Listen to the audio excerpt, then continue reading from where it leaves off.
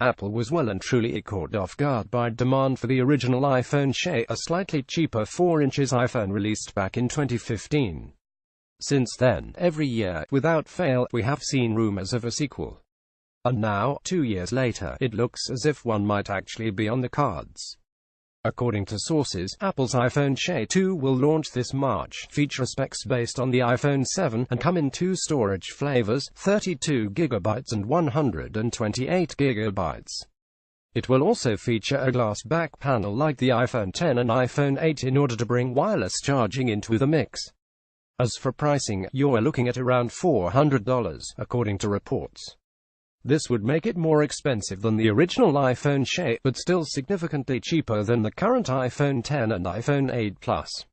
And in a world of $1,000 flagship iPhones, Apple kinda needs something like the iPhone SE. Back in 2016-17, this wasn't the case. But now that Apple's flagship handset is truly marketed towards the 1%, the company could actually use a cheaper option for those that cannot afford an X. The other USP: if the iPhone SE was its size at 4 inches, it was the same size as Apple's traditional iPhones.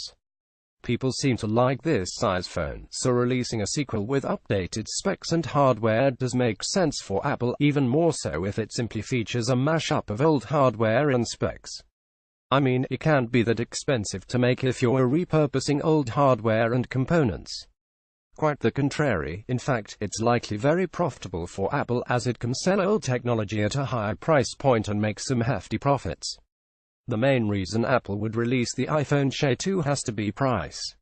Most people find $1,000 for a phone rather prohibitive, so a cheaper iPhone SE 2 could be used by Apple to show that it still cares about all those people that cannot afford its iPhone 10, just as the original SE was a concession to users unhappy about the switch to larger displays. The iPhone SE 2 could be a concession to those that refuse to pay $1,000 for an iPhone.